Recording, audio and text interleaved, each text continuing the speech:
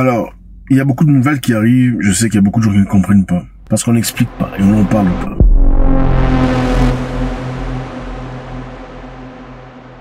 Il y a un monsieur très riche qui s'appelle son excellence Sheikh Hamad Dalmouk Al Maktoum. Fait partie de la famille royale de Dubaï et achète des terres à travers son entreprise qu'on appelle Blue Carbon.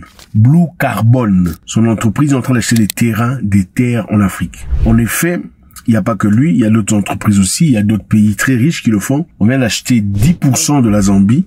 Oui, 10% de la Tanzanie, 10% du Libéria et 20% du Zimbabwe seront achetés où on va établir une zone de protection pour forêt. Je répète, il y a un homme très riche, un nom de Sheikh Hamid machin histoire, qui fait partie de la famille royale de Dubaï. Lui et son entreprise et beaucoup d'autres personnes qui ont beaucoup d'argent sont en train d'acheter des terres en Afrique. 10% de certains pays sont en train de partir déjà entre les mains de ces gens et beaucoup de gens ne sont pas informés.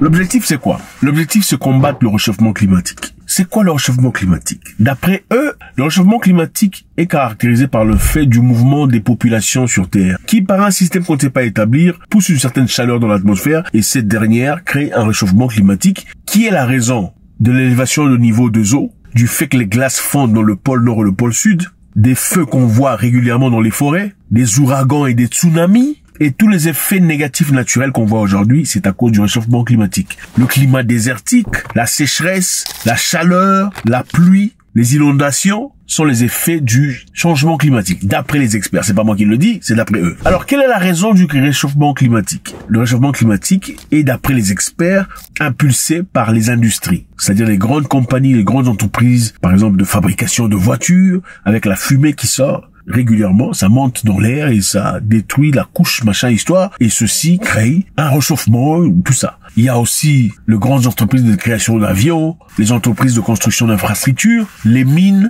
l'exploitation et l'utilisation du pétrole brut, l'agriculture industrielle sont, d'après eux, les raisons du réchauffement climatique. Maintenant, malgré tout, nous sommes au courant, nous savons que l'Afrique, par contre, dans toute cette histoire, n'a fait que 4% de dégâts jusque-là. Depuis qu'ils ont commencé à produire avec des machines, avec du courant, avec du pétrole, avec tout le bazar, l'Afrique n'a fait que produire 4% du dommage qu'on a aujourd'hui. Donc, si l'industrie est la raison pour laquelle il y a le réchauffement climatique, je pense que la solution est plutôt claire, n'est-ce pas? La solution devrait être les pays qui sont en train de produire le plus, c'est-à-dire les pays en voie de développement et les pays développés, les grands pays du monde qu'on connaît, devraient normalement diminuer un peu leur production pour diminuer le réchauffement climatique, n'est-ce pas? Ce serait évident, mais ce n'est pas ça le cas.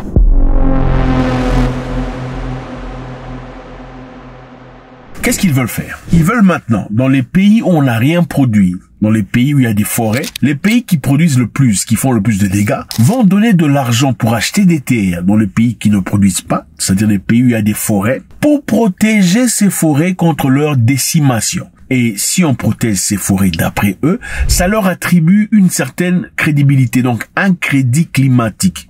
C'est-à-dire, en français simple, si tu achètes un terrain qui a de la forêt en Afrique et tu l'entretiens, tu peux dans ce cas produire autant que tu veux dans ton pays.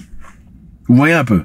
Donc, au lieu de combattre l'histoire là où ça se trouve, c'est-à-dire diminuer votre production simplement pour pas qu'il y ait réchauffement climatique, ils vont, par contre, partir en Afrique, donner de l'argent et s'approprier des terres qui ne leur appartiennent pas, restant ainsi aveugles aux dégâts que ça peut bien impulser et dire qu'ils ont un certain crédit climatique. Maintenant, ce crédit climatique est calculé par tonne. Donc, ils ont même créé un système de calcul par tonne de combien de dioxyde de carbone tu as envoyé dans l'air et combien de dioxyde de carbone ta forêt a retiré. Bon, je sais pas trop dioxyde de carbone en français c'est quoi, hein, mais j'espère que c'est la même chose. Dioxyde de carbone, c'est le dégât qu'on fait à travers son industrie, la fumée, le gaz et tout le bazar. La forêt naturellement, c'est-à-dire les arbres naturellement, attirent ces dioxydes de carbone, se servent de cela pour purifier l'air. Vous comprenez? Donc, plus tu as de forêt, moins tu as des gaz. Voilà pourquoi les pays comme la RDC, par exemple, qui a à peu près 21% de forêt dans le monde, deuxième après l'Amazone, est un pays très convoité dans ce sujet précis. La RDC aussi, franchement, ils ont la forêt, ils ont un grand fleuve, ils ont les minéraux, ils ont l'or, le diamant, l'uranium pour la bombe atomique.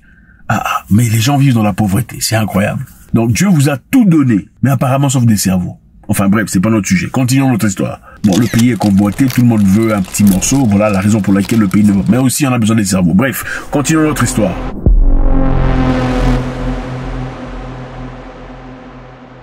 Ce monsieur, Cheikh machin histoire, un homme très riche, a acheté des terres en Afrique. Il en a acheté au Zimbabwe. 20% du Zimbabwe est en train de partir.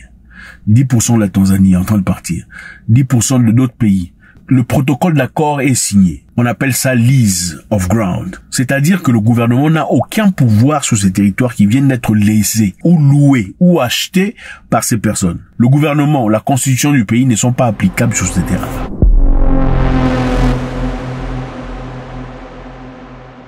Quelles en sont les futures conséquences? Il faut se poser la question. C'est-à-dire qu'il y a possibilité que ces terres, finalement, ces gens disent, bon, ok, on vous a donné de l'argent, ces terres ici ne vous appartiennent plus. Nous avons notre armée, notre police, parce que, écoutez, si on achète une terre que vous n'êtes pas censé être là, il faudrait bien qu'il y ait une forme de sécurité pour protéger ces terres. Parce que leur objectif est de prendre ces terres, de préserver les forêts qui existent, et aussi de planter d'autres plantes. Et pendant qu'ils font ça, pensez-vous qu'ils ont demandé l'autorisation des autochtones qui vivent dans ces forêts?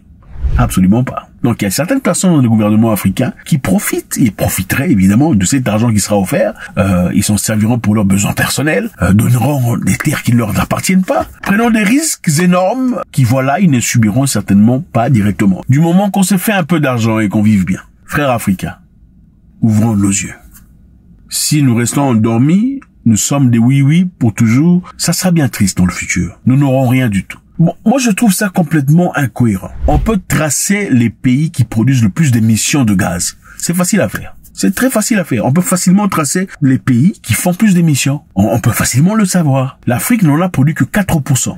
Et rendez-vous compte que quand le président Yoweri Museveni de l'Ouganda proposait de commencer à produire du pétrole pour son pays, élargir son pays, c'est-à-dire investir dans le pays, donner des salaires, construire son pays, on a refusé. Ils n'ont pas voulu. Ils ont dit que son projet contribuerait au réchauffement climatique. Et ces gens se sont retrouvés à Paris pour aller signer des contrats disant qu'ils sont d'accord par rapport à ça. Quand eux se sont servis du pétrole pour s'enrichir, ce n'était pas un problème. Quand les Africains maintenant veulent se servir du même système pour s'enrichir, ils disent que ça cause le réchauffement climatique. Et maintenant, qu'est-ce qu'on va faire? Nous, chez nous, à Dubaï ou ailleurs, dans les grands pays, au lieu de diminuer notre production pour combattre ce réchauffement climatique, nous allons plutôt venir en Afrique, acheter des terrains, acheter des forêts, prétendument pour avoir du crédit. Ceci nous permettra, dans ce cas, de pouvoir détruire encore davantage du moment qu'on a acheté un terrain qui probablement dans le futur deviendra notre terre, ou notre pays, ou annexé à notre pays.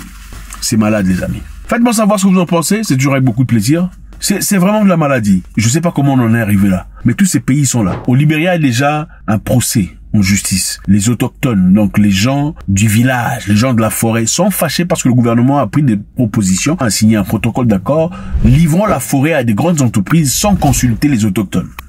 Est-ce qu'ils vont gagner ce procès? God bless.